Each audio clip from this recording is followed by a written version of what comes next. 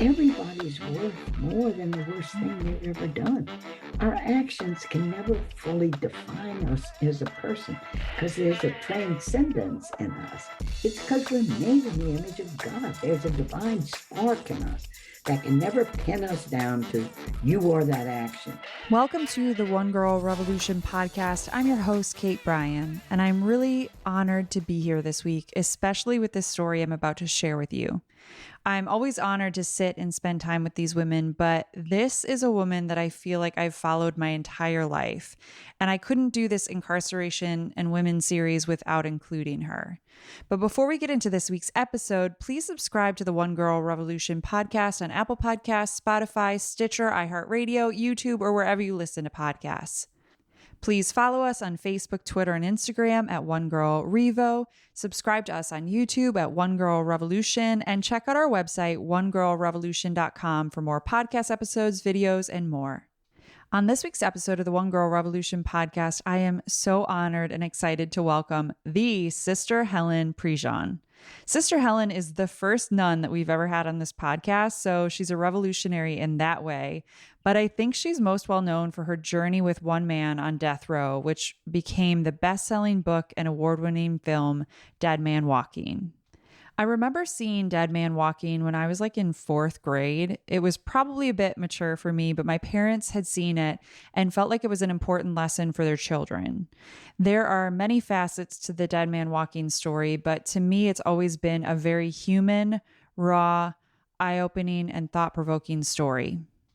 There are definitely politics involved when it comes to death row and the justice system, and while we usually stay away from politics on this podcast, it's important for you to hear about it. And while most people have strong opinions about the death penalty and maybe even strong opinions about Sister Helen and her work, I encourage you to listen with an open heart and an open mind.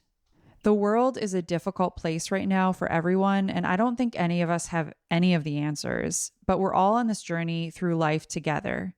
There are many problems in the world today, and many of them are because people aren't able to be heard and we aren't listening. So that's what this podcast is all about, is giving a platform to women to share their stories and their experiences. So please listen to this powerful episode of the Onegirl Revolution podcast featuring Sister Helen.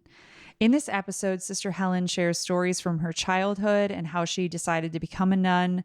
She talks about the early days of her life as a nun and the one simple ask that opened up her world and led her to start her work on death row. Sister Helen tells the story of Patrick Sonnier, the first man she accompanied on death row, and the journey that is documented in the book and film Dead Man Walking. We talk about recent cases like Lisa Montgomery and what Sister Helen is doing now, and what we can all do to learn more about the justice system, incarceration, and death row. This may seem like a difficult episode to listen to, but it's quite the opposite. While Sister Helen deals with death and darkness every single day, she is one of the most hope-filled, peace-filled people you will encounter. My time with her opened my eyes and fed my soul, and I know she'll do the same for you too. So without further ado, here is the Sister Helen Prejean. Sister Helen, welcome to the Onegirl Revolution podcast. Thank you, Kate. I'm so glad to be here. What a great thing. One girl revolution, one life making a difference as a woman. Yeah, well, you are a Onegirl Revolution, and I'm so grateful to have you on the podcast, and it's just such an honor to talk to you. I remember seeing Dead Man Walking when I was a kid. I was in grade school, not to age myself, but my parents had seen it and they were so touched by it and ended up allowing us as kids to watch it because they used it as an opportunity to talk about the dignity of every human person in your work. And so I feel like I've been following your work my entire life, and I'm so excited to talk to you and share some about your story and some of the work that you've done through the years. But before we get into that, I'd love to know, who is a Onegirl Revolution in your own life? Who is a woman or girl that's inspired you? Well, I would have to say, first of all, my mama, who grew up on a plantation, poor, but she was a self, and she had to develop a self. And the big thing for a woman in the early 20s and 30s was to go to nursing school. So it was her step, leaving family of the plantation going across the river, Baton Rouge, to Our Lady of the Lake nursing school. And she came into her own. And then when she matched with my dad, when they married, they were a really great team. She's first, and the second was this nun who taught us, Sister Alice Marie, at St. Joseph Academy in Baton Rouge. This is the 50s, where, I mean, roles were so set, and women, the big thing, all my classmates at the academy graduating, Catholic graduates, was they going to LSU, Louisiana State University, right there in Baton Rouge, for husbandry. It's what every one woman did.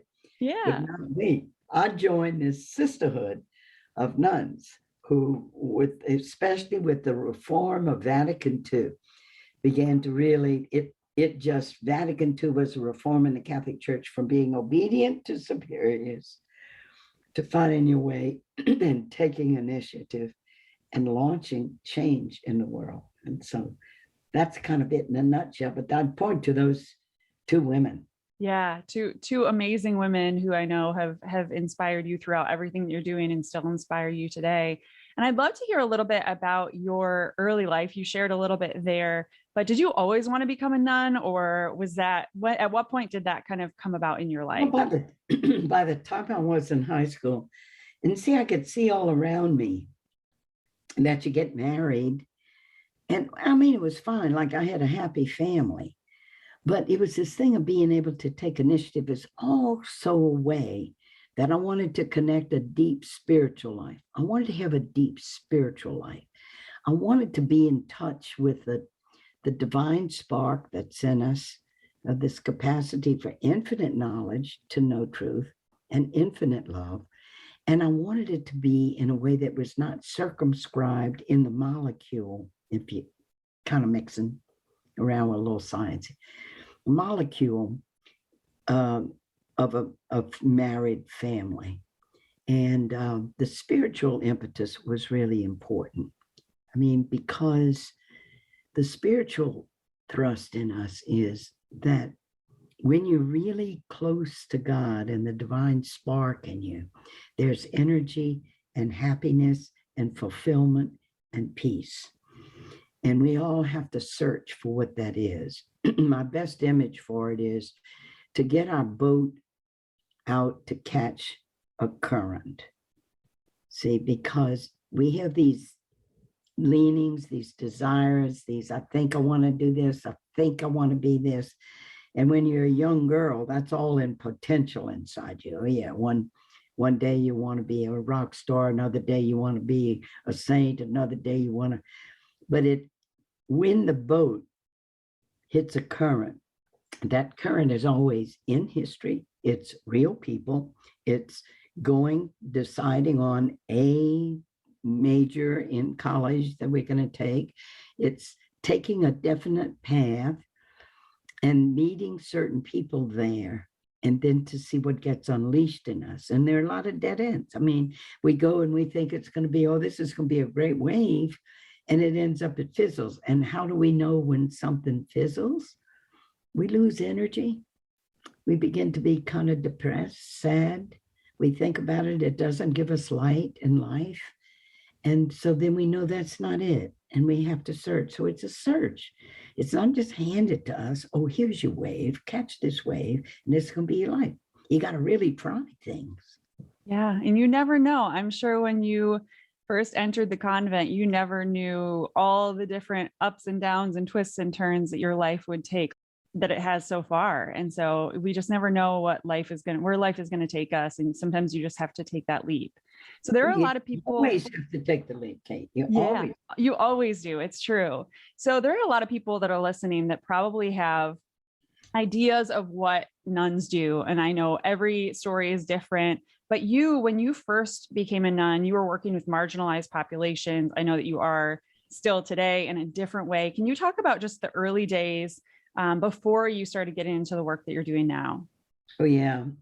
I wrote a book, River of Fire, and I talk about this. At the age of 18, I knew what I wanted. I did know, I cried all the way from Baton Rouge to New Orleans with mom and dad when they brought me to what's called an novitiate, where you trained to be a nun.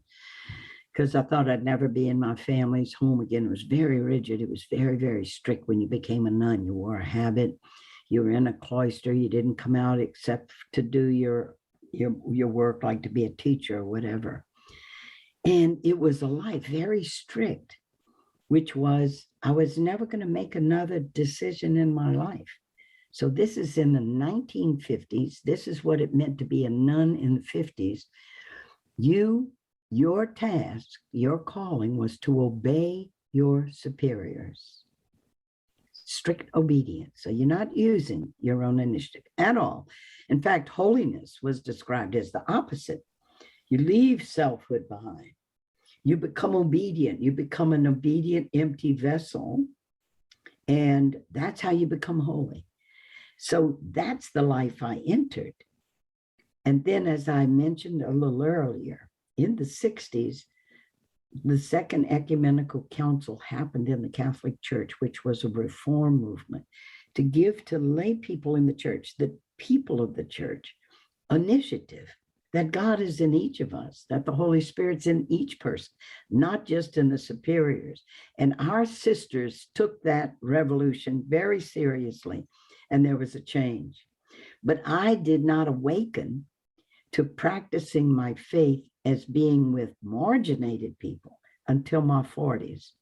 And I see grace, or however we want to talk about life, as a waking up to new possibilities, which we then venture into. And I had to awaken that the gospel of Jesus and Christianity is not just about being charitable and kind to people around us. It is about practicing charity and being kind and not mean to people, or not gossipy, or not prejudiced. It is about that. But the call of the gospel is far deeper. And when you look at the radical challenge of the life and death of Jesus, it is to be among the vulnerable, to be among the marginated, to be among the lepers, to touch the untouchables. That's the real call, the deepest call of the gospel. And I lived out in the suburbs of New Orleans, and I worked there, taught there in a Catholic school. I was in a Catholic parish there. But it was hearing, and that's the chapter in River Fire called Lightning. And we went to a conference where this nun spoke to us, and her name was Maria Agustinillo. And she talked about the challenge of the gospel, about not just praying for poor people and just saying, oh God, take care of them. One day they'll have a great reward in heaven. But it was about getting in there with them, and that the good news of the gospel of Jesus, good news to poor people, is it's not God's will for you to be poor. This is a human-made thing. And I realized then that I'd been separated, and I moved into the St. Thomas housing projects in New Orleans, began to live among African-American people who all while I was growing up were our servants. We even had a servants' quarter. We lived in a big 2-story house, and Daddy was a successful lawyer, so we had money, so we had Black servants. I never even knew Ellen and Jesse's last names. Ellen worked in the house with Mom, and Jesse worked in the yard, and Mom and Dad helped them. I mean, Daddy helped Ellen and Jesse buy a house, helped Jesse get a good job at the refinery. But it was not about justice. It was not changing systemic racism or even becoming aware ourselves of white privilege. But then when I went to this conference in 1980, and I heard this talk about good news for the poor and what it really meant in terms of the gospel of Jesus, I woke up, and that's what led me to move from the suburbs. You talk about catch a wave. Moved from the suburbs and began to live among the people in the St. Thomas housing projects, where it was like Kate. It was like I had moved to another country. All the rules were different. Experiences with the police, public schools in shambles, kids, juniors in high school couldn't read third grade readers. And see, I had been in the privileged school system. I'd been in the Catholic system. And I went, these two systems have been existing side by side in my own city. And I was oblivious to it. And I woke up. And when you see the suffering of people, when I saw this kid coming to the Adult Learning Center who had only one more year to go in high school and he couldn't read at a third grade level, it threw me back upon myself in such humility. Like, hey, high school was where I really came alive. I mean, I did public speaking. It prepared me for the rest of my life. And this kid can't read. And it just threw me back on, I'm not so virtuous. I was just so cushioned and protected and resourced, and I better do something with it and join in then with the African-American people in my neighborhood, and then justice and human rights. Once you get in the environment where things are happening and you see suffering, you see what racism really means to people, how the police treat people, what it means because you can't get a job, because you can't, your education's limited. So most of people are cleaning white people's houses for a job. And what happens to kids with the police and how many people are in prison? And that awakened me then to the whole prison thing in Louisiana. And then I get an invitation to write a man on death row. And that was the big wave. That led to the book of Dead Man Walking, that led to the movie, and it led to the opera. Yeah, I think that it's so important as you were speaking there just about your own experiences. I think about it often being on social media. We all live in our own silo. You know, we all live, we're surrounded by people that look like us, think like us. That's what we do. And it's so critical in all the different ways that you mentioned, and including the incarcerated population, for us to pull ourselves out of the silo that we live in. And whether it's volunteering at a local homeless shelter or just doing something kind for your neighbor, like we all have the power to change the world through our lives. And it all starts with us opening our eyes to the things that are actually going on in the world, getting to know people that are different from us, you know, whether it's different culture or different neighborhood or, you know, all the different things like that. And so I think you're sharing those stories are so important for people that are listening.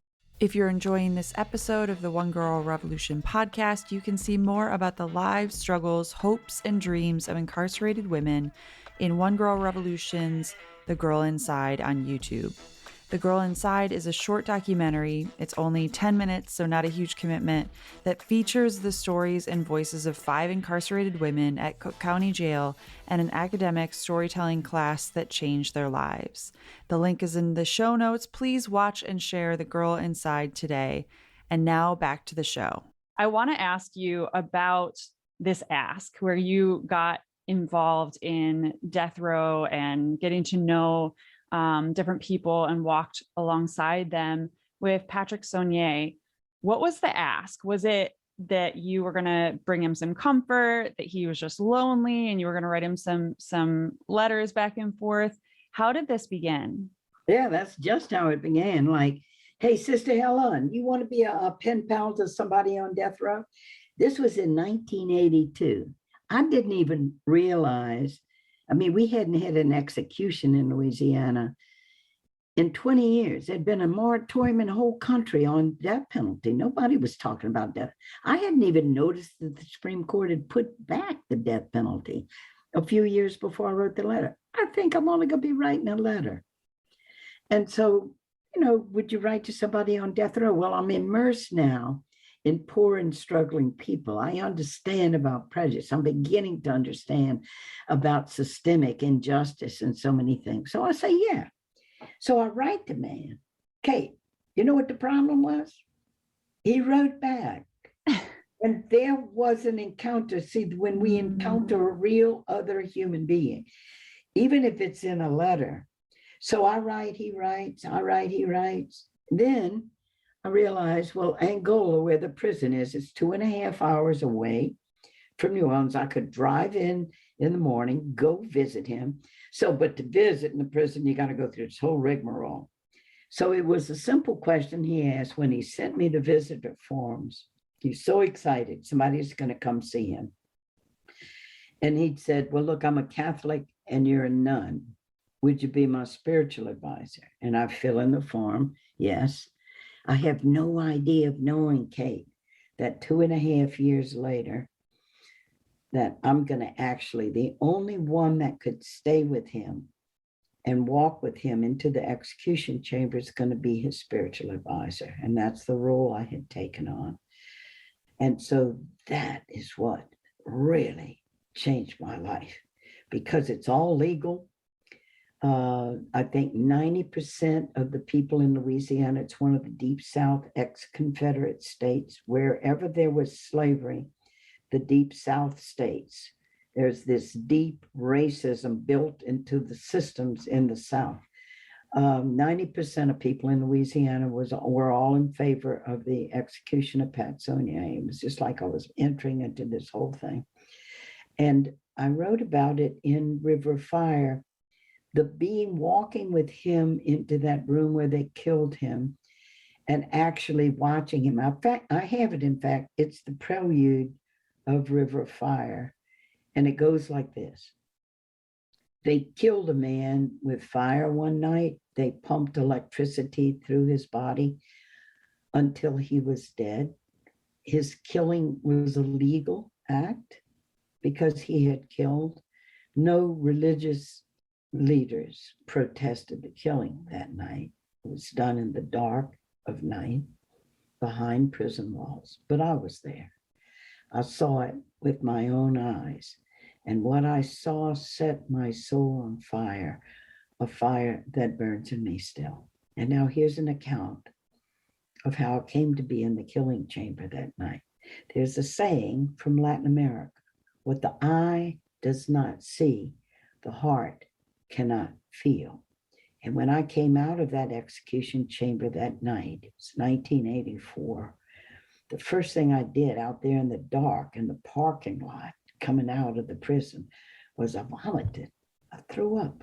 I had never watched the deliberate rendering a person completely defenseless and killing them.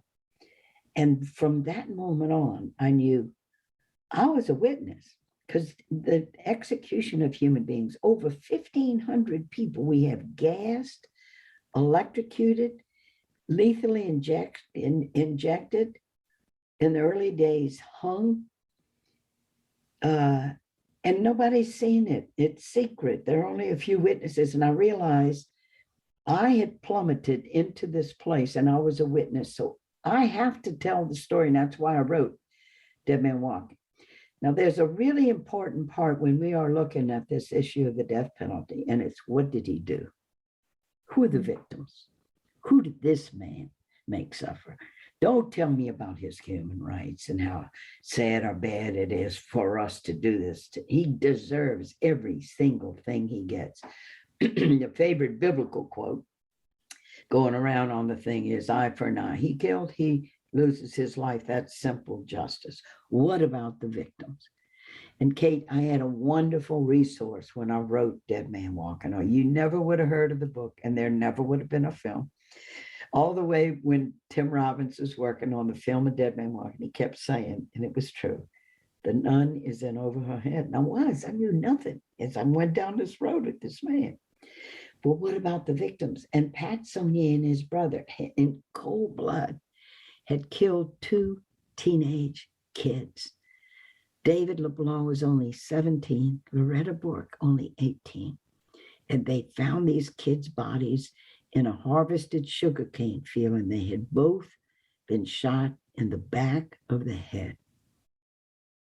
That's the crime.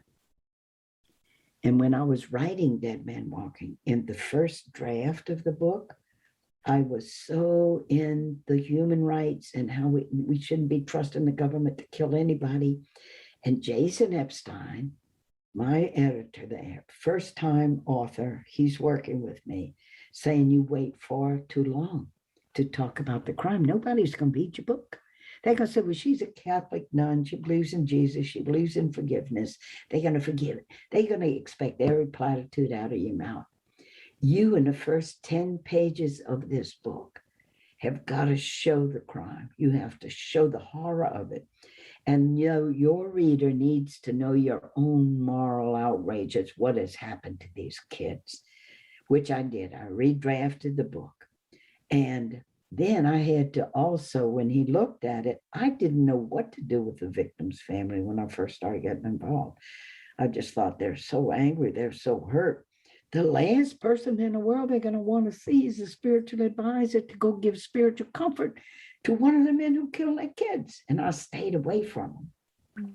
So when Jason's working with me in the book and he's looking at it, in the first draft, I let myself off kind of easy. I had said, never did this before. I don't want to add to their pain. And I stayed away from him. And he looked me right in the eye and he just said, well, Sister Helen, it was cowardice, wasn't it? You were scared, weren't you? Mm.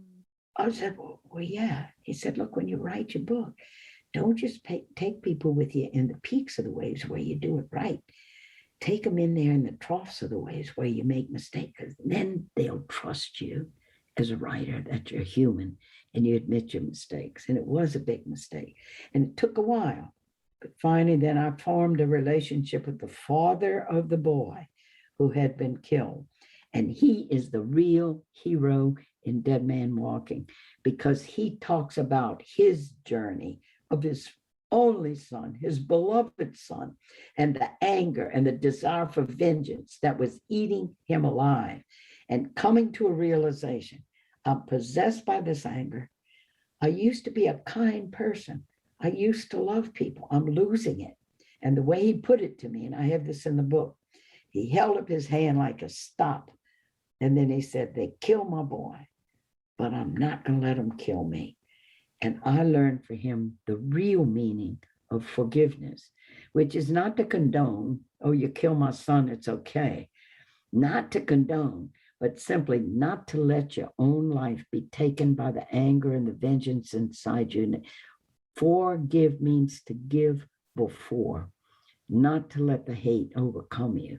And Lloyd LeBlanc, that's why he's the hero. This father made his way through that vengeance, that desire for vengeance and that anger, and stayed then the loving man that he was before, not let the killing of his son kill him. I think that it's so important to tell those stories and I'm so inspired by the families that forgive. And I know that now you've walked with 6 people through the end of their life on death row. And I'm sure you've had many different types of interactions with the families, and you understand the hurt and pain and suffering that people are going through. And on the flip side, I mean, there are so many human beings involved in every single story. And I know that you know that from Patrick Sonnier and everybody that you've walked with. And do you still get in touch with some of the victims' families in each of the cases that you walk whenever a lot of the people in the original story have died. Whenever I take someone on death row as become their spiritual advisor, I always reach out to the victims' families. Very often, most of the time, they want to have nothing to do with me, because the way that the death penalty is set up in the political rhetoric of it, that justice means for the victims' families that this execution is going to console them and help them find peace. And so they put you on a seesaw. Anybody opposed to the execution, which I am still in principle, still stay, of course, in touch with them. But we're talking about something so dramatic, Kate, like a murder. But there are so many ways in which people get hurt. There's so much sexual abuse growing up in families. There are so many ways, especially as young girls and women. People do things to silence us, thwart us, ignore us, demean us, that, oh, you don't count for anything. You're worth nothing. Our voices, even at the dinner table when everybody's talking, we can't get our voice in. There's so many ways that we can be hurt, and we can interiorize that and say, they're right, I'm nothing, especially through sexual, molestation of children and everything. And you interiorize it. I did those terrible things. I'm a bad person. And so coming out of that trauma and out of hearing those messages that now we have in our own head, to come out of it is to forgive ourselves, first of all, to come into, I'm not that person. That's not who I am. I mean, I know people who work with trauma victims. I mean, terrible trauma victims. And the thing is to get agency in your life again. That's not who you are. And even when we have done something, when I first looked at this man on death row in the first visit, this Patrick Sonnier, I looked into his eyes everybody's worth more than the worst thing they've ever done. Our actions can never fully define us as a person because there's a transcendence in us. It's because we're made in the image of God. There's a divine spark in us that can never pin us down to you are that action, or this is the way you always are. You always do this. And there's that freedom, that radical freedom in us because we are human persons. That's the way it used to be. But I'm going to join a group of people that can help empower me to know my own power. And this is why I'm happy to do this podcast with you, because you're a liberator. You're a person who just says, wait, no matter what you've done, that's not the rest of your life. But we cannot do that alone. We need other human beings. And so there again, it's catching that wave, moving out of our little silo of misery and repeating the same script to ourselves and joining with a group of people or getting a counselor or whatever to start to work our way to become our true, amazing selves so that we can be a one girl revolution. Yeah, we all have the power to change the world through our lives, and all of us have value. 2 years ago, Sister Helen, I had the opportunity to go into Cook County Jail and interview 5 incarcerated women, and it ended up becoming a short documentary called The Girl Inside. And what a great title. So I'll send it to you. It's on YouTube, and it just was nominated for an Emmy. So I'm super excited. But it's only 10 minutes. And it's interesting what you were sharing there, because one of the big kind of lines of feedback that I got from people after it had been released is, I want to know more about the women and their stories. And I was like, well, you have 10 minutes. How much do you tell? And then as I was talking to different people, I ended up realizing, no, they didn't want to know more about the women and their stories. They wanted to know what were the crimes that got them into Cook County Jail.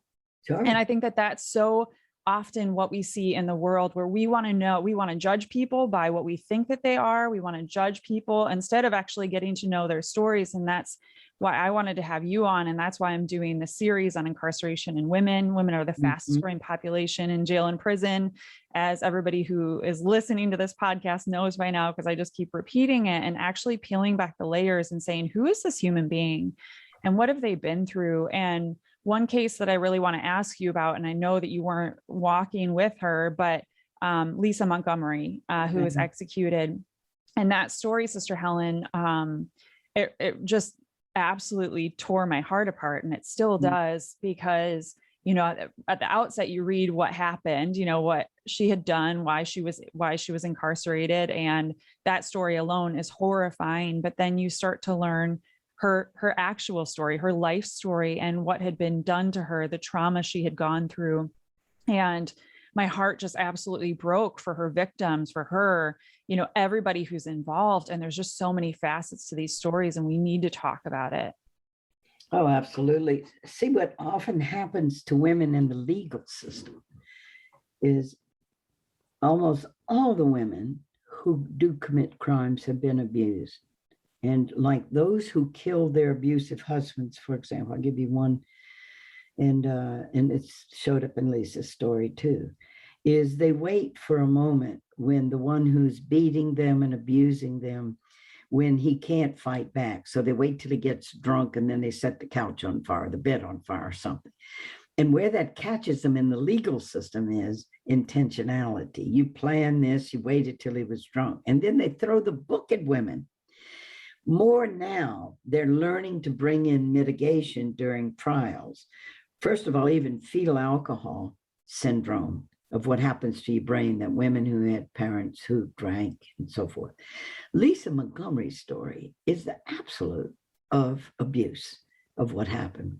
I mean, parents so bad, they even had built a little house at the back that they would, like, anybody that needed a plumber came or to fix the house, where you can have sex with our daughter, and that'll be the payment. It was unspeakable.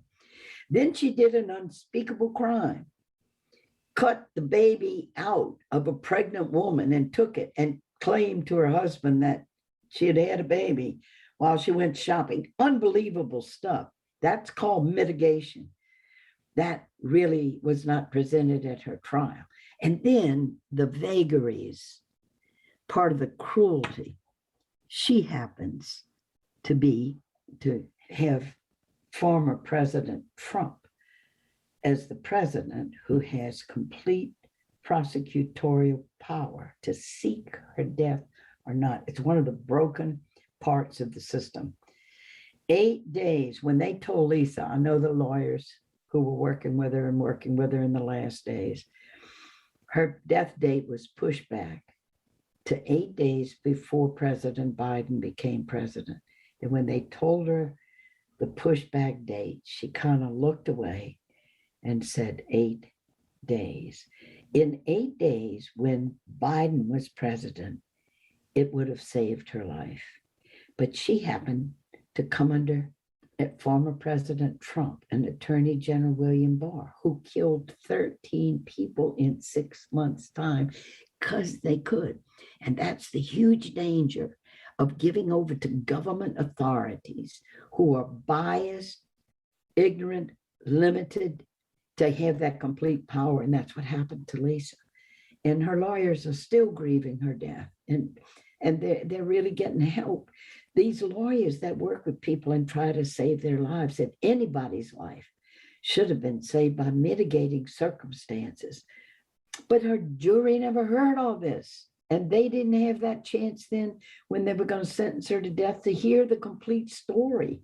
And all 12 human beings would have sentenced her to die. Everywhere you look, the system's broken, and we can't be having death as a possibility on the table, period. But Lisa Montgomery's story is the story of the century of an abused woman who didn't deserve to be put to death. And so she's iconic in that. And maybe her life can be redemptive for others in some way as her story is told, and it can help to change the system. If you would like to hear more stories straight from women who have been incarcerated, check out Onegirl Revolution's The Girl Inside on YouTube. Onegirl Revolution took a film crew behind the walls of the largest single-site jail, Cook County Jail, and interviewed 5 incarcerated women. This short documentary highlights a life-changing academic class and the life and experiences of these 5 women, and what is revealed is the girl inside. You can watch The Girl Inside today on our website at onegirlrevolution.com. And now back to this episode of the Onegirl Revolution podcast. When you wrote your book and then when the film came out, I know that the support for the death penalty was so high. And I feel 80%, 93%, 80% national. Amazing. And it's mind-blowing when you think back on that. And I feel like, and I don't know if it's because of social media, I don't know if it's because some of these cases that have been elevated, probably due to your book, your own work, all your advocacy on social media. But I feel like in the culture, people's minds are beginning to change. Hopefully many people's minds have changed. Do you see that in the world today? I do. And it's important to know, how do minds change? Things change because people have experiences. They meet people, they talk to each other, and we educate each other. That's how any social change. How do women get the vote? And then there are activists in there really working. First, you have the lawyers taking the case and getting in there where it matters to try to save people from death. And then you have education. Educare means to draw out. So you have books like me, then you have films. And with the death penalty, there's also another really important story that's being told. And you should get these people on your show. Witness to Innocence. People wrongly sentenced to death and put on death row who are innocent. Because of the broken system, the truth was not told at trial, or it was kept from being told by prosecution that kept evidence that showed the innocence because they wanted to be reelected to office or whatever their political reasons were. And these stories are coming out. We now have, get this, 185 people whose stories now are out there telling their stories. They made another mistake. I didn't have good defense counsel. We couldn't get DNA testing. We couldn't get the forensic evidence. It's very complicated.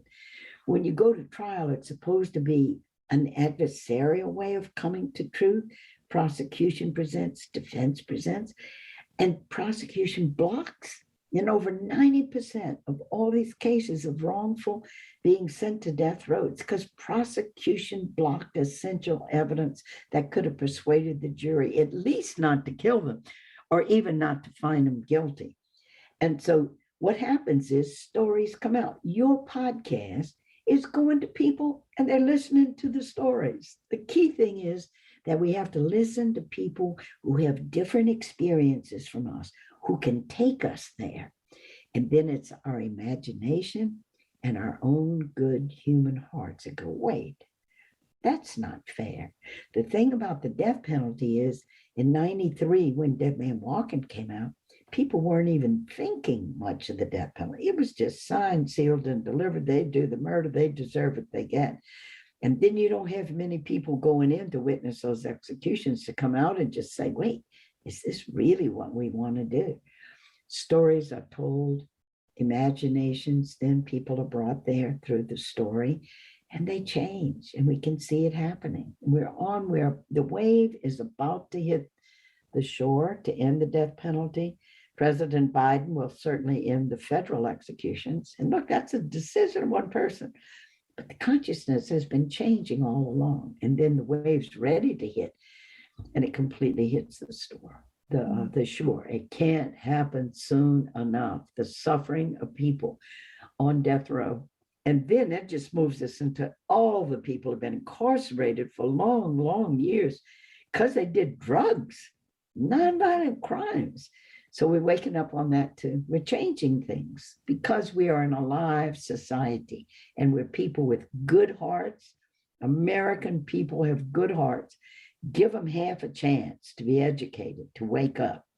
And I believe they're doing it. Yeah, people are. And I think people are beginning to become more educated, like you said, on this topic of incarceration and death row and hearing these stories. And it's so critical. And people, I'm going to encourage everybody to follow you on social media because you are such a vocal advocate and speaking out and sharing so much about these cases. And so if people just want to be looped into what's going on and finding ways that they can get involved.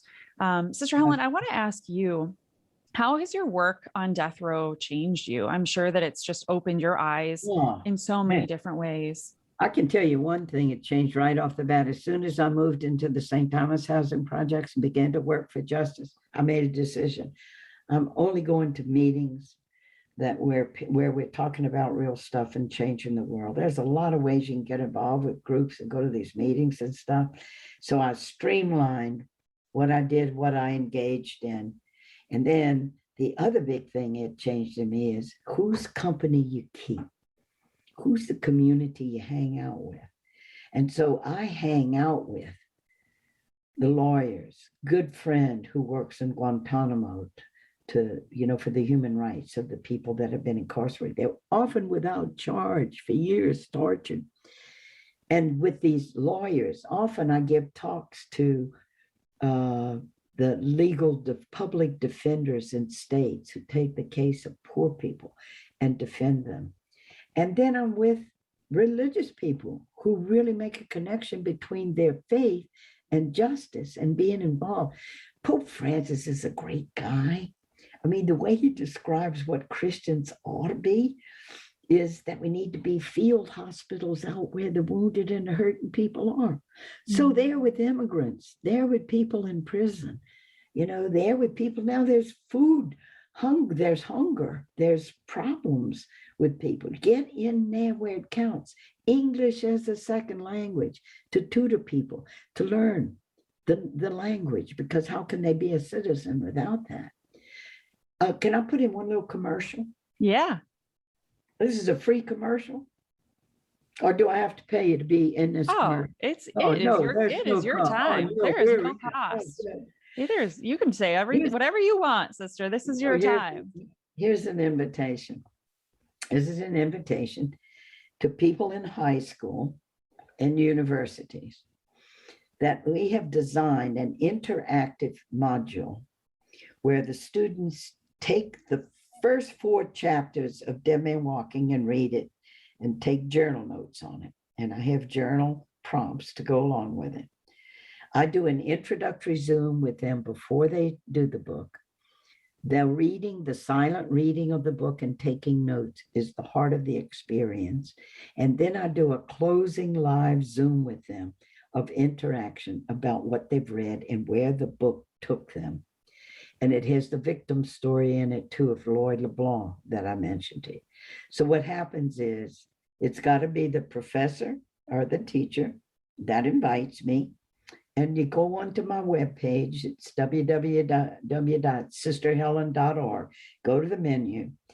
And then to invite me to come and to do this. It has been a great experience because that book, when you're quiet and you're reading, you're not debating, you're taking notes on your own reaction, and it takes you through the whole journey. It takes you through the outrage of the victims and their suffering of the family, and then takes you into the execution and teaches you all along the way about how the thing works. So it's been very fruitful, and I'm excited to do it. So I want to just put that out there. Yeah, well, I will put the links to your website, your books, so people can order your books. People can follow you on social media. I'll put all those links in the show notes, so everybody who's listening, they can get in touch with you. They can join that amazing program. And I just want to ask you, I know you're busy, and I have a couple of last questions for you. What can people do? I know you just gave people one way that they can get involved, but what can people do if they want to learn more? Obviously, they can follow you on social media. They can follow your website. They can read Dead Man Walking. There are so many resources out there. And action, direct action. So first of all, for information, the best in the country is Death Penalty Information Center, DPIC, DPIC. Find out in their own state if they have. Some people don't even know you have a death penalty, because to find out about the death penalty. And then also about victims groups and things where you can get involved. That's really important. And then you find out in your state, there's going to be this little Energizer Bunny coalition against the death penalty, depending on how sucked in. If you live in Texas, they are still killing people. And you want to get involved. So you get involved with that coalition to abolish the death penalty in your state. And you start doing stuff with them. Action gives us hope. If we don't act, we're overwhelmed with information, and it can paralyze us even more. So action. And then for incarceration, all the people incarcerated, in penal reform is huge. There's a lot that needs to be done. And also consider visiting. If there's a women's prison, to go to see how churches are involved, different groups are involved, and see if you can get in there. In religious groups, there are things called Kairos Retreats, where you actually pray with people inside a prison and you make a retreat with them. They meet you as a human and you meet them as a human. So get involved in something. Act. When we do get more information, or if we're moved and our imagination then goes, yeah, it's really important to act right away, or paralysis can sit in because we have even more knowledge. We feel guilty. And by not acting, we can we can be so overwhelmed that it paralyzes us. So you got to act soon with what you know. Sister, you're constantly surrounded by pain, suffering, hatred, and death. I know that's something that all of us are experiencing in different ways, even just by turning on the news. It just feels like such a dark world. COVID has really been an experience of death for many. Yeah. How do you not become consumed and run by all of that? Well, first it's that I have been graced to recognize the goodness of each person that I have accompanied. I've accompanied 6 people to execution. And I'm accompanying a man now on death row, Manuel Ortiz. They can also, when they go on my webpage, will see this webpage from Manuel. Manuel Ortiz is innocent.